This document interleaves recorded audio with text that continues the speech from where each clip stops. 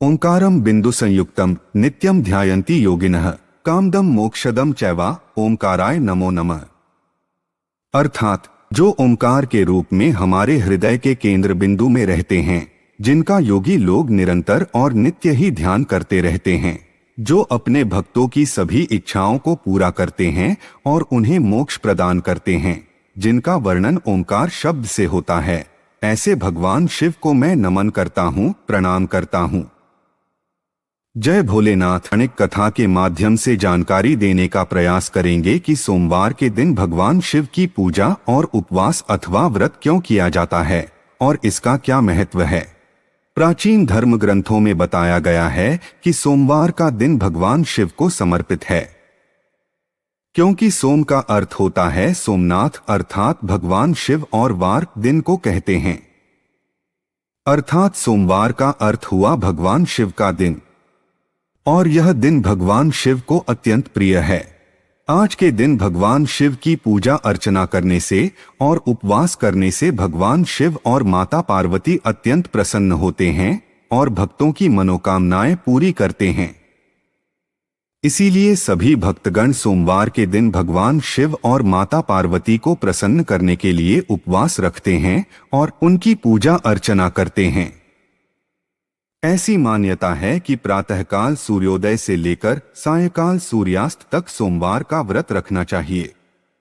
प्रातःकाल उठकर नित्य कर्म, घर की साफ सफाई, स्नान इत्यादि करके पूजा वाले स्थान पर जल छिड़ककर धूप दीप प्रज्वलित करके भगवान शिव और माता पार्वती का ध्यान करके फूल अथवा पुष्प चढ़ाकर हाथ में जल लेकर सोमवार का व्रत लेने का संकल्प लें और जल अपने ऊपर छिड़क लें और भगवान शिव और माता पार्वती से व्रत को सफल बनाने के लिए प्रार्थना करें।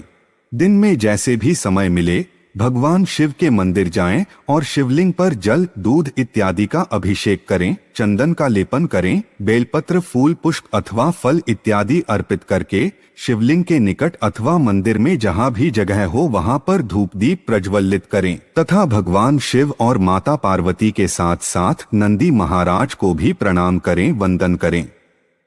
अपना पूरा दिन अच्छे कार्य करते हुए व्यतीत करें और समय मिले तो भगवान का कीर्तन भजन करने की कोशिश करें, इससे मन प्रफुल्लित रहता है। हो सके तो पूरा दिन उपवास रखें। उपवास में फलाहार ले सकते हैं और पानी पी सकते हैं। जो भक्त किसी कारणवश सारा दिन उपवास नहीं रख सकते, वे भक्तगण शिवलिंग पर जल चढ़ाकर पूजा करके अपना उपवास खोल सकते हैं, क्योंकि ऐसी मान्यता है कि भगवान शिव बहुत ही सरलता से प्रसन्न होने वाले देव हैं। दिन भर उपवास रखने वाले भक्त शाम को या दिन में जब भी समय मिले सोमवार की व्रत कथा अवश्य सुनें और पूजा अर्चना करें। फिर भगवान शिव और माता पार्वती की आरती करें। अगर मन में किसी उद्देश्य पूर्ति की इच्छा हो तो भगवान के समक्ष रखें और मनोकामना पूरी करने के लिए भगवान से प्रार्थना करके प्रणाम करें। फिर भगवान को भोजन का भोग लगाकर भगवान से भोजन स्वीकार करने की प्रार्थना करें। उसके बाद अपने उपवास अथवा व्रत को खोलें और भगवान का धन्यवाद करते हुए अपने भोजन को ग्रहण करें। सोमवार की व्रत कथा के अनुसार भगवान शिव की पूजा के संबंध में एक कथा प्रचलित है कि प्राचीन काल में एक सौम्य नगर नाम का राज्य था, जहां आनंद मणि नाम का एक शाहूकार और उसकी पत्नी भद्रावती रहती थी। शाहूकार बहुत ही धनवान था। उसके पास धन वैभव की कोई कमी नहीं थी, लेकिन उसकी कोई संतान नहीं थी, जिसके कारण दोनों पति पत्नी अत्यंत दुखी रहते थे। जबकि शाहूकार भगवान शिव का अनन्य भक्त था और प्रत्येक दिन भगवान शिव का ध्यान और पूजा अर्चना करता था। सोमवार के दिन उपवास रखकर भगवान शिव के मंदिर जाता था और भगवान शिव को जल अर्पित करके चंदन इत्यादि का लेपन लगाकर बेलपत्र अर्पित करता था और भगवान शिव से अपने लिए संतान प्राप्ति की कामना करता। कई वर्षों तक इसी तरह पूजा अर्चना करते हुए जब माता पार्वती ने उसे देखा तो माता से रहा ना गया और माता पार्वती ने भगवान शिव से करुण भाव से कहा कि हे स्वामी, यह आनंद मणि आपका भक्त है और कई वर्षों से प्रत्येक सोमवार को उपवास रखकर आपका जलाभिषेक करके पूजा अर्चना करता है और आपसे संतान की कामना करता है। सो हे कृपा निधान, आप इसे संतान प्रदान करने की कृपा करें। इस पर भगवान शिव माता पार्वती से कहते हैं कि हे उमा, यह सब इसके पूर्व जन्म में किए गए कर्मों का फल है, जो अभी तक इसको संतान की प्राप्ति नहीं हुई। परंतु इस जन्म में यह मेरा भक्त है और मुझ पर विश्वास करता है, अतः भक्त का कल्याण करना ही हमारा पहला कर्तव्य है। हे उमा, तुम्हारे कहने पर मैं आनंद मणि को एक पुत्र होने का वरदान दूंगा। फिर एक रात्रि भगवान शिव आनंद मणि को स्वप्न में दर्शन देते हैं और उससे कहते हैं कि मैं तुम्हारी भक्ति भावना से प्रसन्न हूं और तुम्हें पुत्र प्राप्ति का वरदान देता हूं, परंतु तुम्हारा पुत्र 12 वर्ष तक ही जीवित रहेगा। उसके बाद शिव अंतर ध्यान हो गए। जब सुबह हुई तो आनंद मणि रात्रि में भगवान शिव के दर्शन पाकर धन्य हो गया और भगवान शिव द्वारा दिए गए वचन के अनुसार उसका पुत्र तो होगा, परंतु वह मात्र 12 वर्ष तक जीवित रहेगा। इससे आनंद मणि न तो प्रसन्न हुआ और न ही दुखी। फिर भगवान की जैसी इच्छा हो वैसे ही मुझे स्वीकार है कहते हुए वह अपने काम पर लग गया। कुछ समय बाद भगवान शिव की कृपा से उसके घर में एक सुंदर व मनमोहक बालक का जन्म होता है। दोनों पति पत्नी बहुत प्रसन्न होते हैं। सारे नगर में उत्सव मनाया जाता है, दीप जलाए जाते हैं, मिठाइयां बांटी जाती हैं। कुछ समय बाद उसका नामकरण संस्कार होता है और भगवान शिव की विशेष कृपा से उत्पन्न होने के कारण उसका नाम सौम्यव्रत रखा जाता है। पुत्र सौम्यव्रत के साथ हंसते खेलते कब 10 वर्ष बीत गए, समय का पता ही नहीं चला। जब सौम्यव्रत ने 11वें वर्ष में प्रवेश किया तो आनंद मणि को पुत्र की आयु की चिंता सताने लगी। उसने सब कुछ भगवान के भरोसे पर छोड़कर अपने साले अर्थात सौम्यव्रत के मामा को बुलाकर उसको शिक्षा ग्रहण करने के लिए काशी भेजने का निश्चय किया। फिर आनंद मणि अपने साले को बहुत सारा धन देकर सौम्यव्रत के साथ काशी भेजता है और कहता है कि रास्ते में जाते समय जो भी संत महात्मा दिखें उनकी सेवा करते हुए जाना और जो भी भूखे प्यासे मिलें उनको भोजन इत्यादि कराते हुए जाना। इस प्रकार दोनों मामा भांजा अपने घर सोमय नगर से काशी के लिए निकल पड़ते हैं। रास्ते में जाते जाते कई साधु संत मिले। वे सबकी सेवा करते हुए और भूखे प्यासों को भोजन इत्यादि कराते हुए आगे बढ़ते रहे। कुछ दिनों बाद वे किरात नगर पहुंचे, जहां का राजा अपने पुत्र अजातसेन का विवाह कुशनगर के राजा की पुत्री उद्योत्तमा के साथ करने जा रहा था। लेकिन उसका पुत्र एक आंख से अंधा था, सो उसे यह डर लग रहा था कि कहीं राजकुमारी उद्योत्तमा उसके पुत्र को देखकर विवाह करने से इनकार न कर दे। इसलिए वह किसी सुंदर से बालक की तलाश कर रहा था। फिर उसकी दृष्टि इन दोनों मामा भांजे पर पड़ी। उसने जब सौम्यव्रत को देखा तो उसे देखते ही सौम्यव्रत अत्यंत सुंदर व मनमोहक लगा। सो राजा ने उसके मामा से बात की कि यह बालक एक दिन का दूल्हा बने तो उसको बहुत सारा धन दिया जाएगा और फिर जाने दिया जाएगा। इस पर दोनों मामा भांजे मान गए और विवाह के लिए तैयार हो गए। फिर सौम्यव्रत को दूल्हा बनाया जाता है और विवाह कार्यक्रम संपन्न होता है। चुपके से विदा होते हुए दूल्हा सौम्यव्रत दुल्हन उद्योत्तमा की चुनरी पर यह बात लिख देता है कि मैं तुम्हारा पति नहीं हूँ, मैं तो शिक्षा ग्रहण करने के लिए काशी जा रहा था तो राजा ने मुझे पकड़कर दूल्हा बनाया है, इसलिए अब मैं काशी जा रहा हूँ।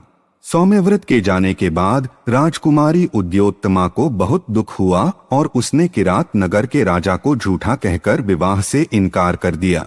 उसके बाद राजा अपने पुत्र की बारात लेकर वापस चला जाता है। फिर राजकुमारी उद्योत्तमा सौम्यव्रत को ही अपना पति मानकर उसके आने की प्रतीक्षा करने लगी। राजकुमारी उद्योत्तमा भगवान शिव और माता पार्वती का ध्यान करते हुए प्रत्येक दिन पूजा करने लगी। सोमवार के दिन उपवास रखती और मंदिर जाकर शिवलिंग पर जल, दूध इत्यादि चढ़ाकर चंदन का लेपन लगाकर बेलपत्र, पुष्प और फल अर्पित करके भगवान शिव और माता पार्वती का ध्यान करती। समय बीतता गया और उधर सौम्यव्रत ने काशी में रहकर 1 वर्ष तक अच्छी शिक्षा प्राप्त की और उसके मामा ने भी खूब दान पुण्य किया। एक दिन जब सौम्यव्रत की आयु 12 वर्ष होने को हुई तो इस उपलक्ष्य में उसके मामा ने शिवयज्ञ का अनुष्ठान आरंभ करवा दिया। दोनों मामा भांजे पूजा करवाने के लिए बैठे ही थे कि अचानक सौम्यव्रत को नींद आने लगी। तब उसने अपने मामा से जाने की आज्ञा ली और आराम करने के लिए चला गया। आराम करते करते कब उसके प्राण निकल गए पता ही नहीं चला। जब सौम्यव्रत के मामा उसे देखने के लिए गए तो आश्चर्यचकित हो गए, क्योंकि सौम्यव्रत मृत पड़ा हुआ था। यह देखकर उसके मामा का मन बहुत व्यथित हुआ। सौम्यव्रत के मामा विद्वान थे और जानते थे कि इसकी आयु केवल इतनी ही थी, इसलिए वे अपने भावनाओं को रोककर एक कुशल यजमान की तरह शिवयज्ञ का अनुष्ठान पूरा करते हैं। यज्ञ संपन्न होने पर वे बहुत जोर जोर से रोते हुए विलाप करते हैं और भगवान को पुकारते हैं कि हे भगवान, अब मैं अकेले कैसे घर जाऊंगा, कैसे अपना मुंह दिखाऊंगा और अपनी बहन से क्या कहूंगा कि उसका पुत्र अब जीवित नहीं है। यह करुण पुकार माता पार्वती और भगवान शिव तक पहुंच जाती है। माँ तो माँ होती है। माता पार्वती का हृदय द्रवित हो जाता है और वे भगवान शिव से प्रार्थना करती हैं कि हे नाथ, मेरे आग्रह करने पर ही आपने आनंदमणि को पुत्र दिया था, तो आज भी मैं आग्रह करती हूँ कि इस बालक को आयु प्रदान करने की कृपा करें, क्योंकि इसकी अल्पायु में ही अकाल मृत्यु होने से बहुत अनर्थ हो जाएगा। इसका मामा घर कैसे जाएगा, जिसने कि बहुत दान पुण्य किया, संत महात्माओं की सेवा की और अभी अभी शिवयज्ञ का अनुष्ठान भी संपन्न करवाया, और इसके बिना इसकी माँ कैसे रहेगी, जिसको कि कई सालों बाद पुत्र प्राप्त हुआ था। और दूसरी तरफ वह उद्योत्तमा भी तो है, जो कि आपकी भक्त है और अपने पति को पुनः पाने के लिए सोमवार का उपवास रखकर आपका ध्यान और पूजा अर्चना करती है और इसके आने का इंतजार कर रही है। माता पार्वती की करुण प्रार्थना सुनकर भगवान शिव सभी पर प्रसन्न होते हैं और सौम्यव्रत को जीवन देकर लंबी आयु प्रदान करते हैं और सभी भक्तों को अनंत खुशियां प्रदान करते हैं। सौम्यव्रत जीवित हो जाता है तो उसका मामा अत्यंत प्रसन्न हो जाता है और भगवान शिव और माता पार्वती की जय जयकार करते हुए सौम्यव्रत को पुनः जीवन देने के लिए धन्यवाद करता है। फिर दोनों मामा भांजा अपने घर सोमे नगर के लिए निकल पड़ते हैं।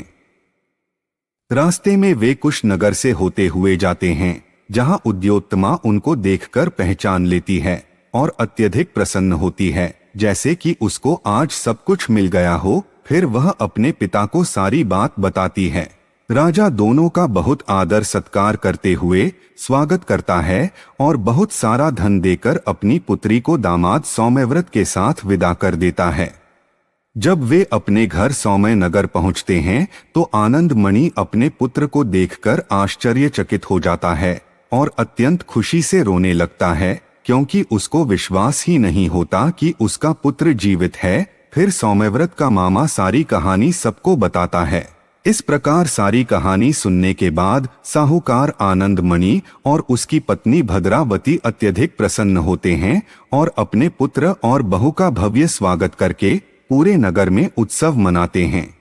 सभी लोग भगवान शिव और माता पार्वती की अनंत कृपा व दया दृष्टि के लिए धन्यवाद करते हैं और जय जयकार करते हैं। इस प्रकार सभी लोगों का जीवन अत्यंत सुखमय हो जाता है और सभी प्रसन्नता पूर्वक जीवन जीने लगते हैं। तो यह थी सोमवार के दिन भगवान शिव की पूजा और उपवास अथवा व्रत रखने के संबंध में एक छोटी सी जानकारी। हम आशा करते हैं कि आपको यह जानकारी अच्छी लगी होगी। अगर अच्छी लगी हो तो हमारी वीडियो को लाइक करें और हमारे चैनल को सब्सक्राइब करने का कष्ट कीजिएगा। अगर आपने हमारा चैनल पहले से ही सब्सक्राइब कर रखा है तो इसके लिए हम दिल की अनंत गहराइयों से आपका कोटि कोटि धन्यवाद करते हैं। एक बार फिर से आपका बहुत बहुत धन्यवाद।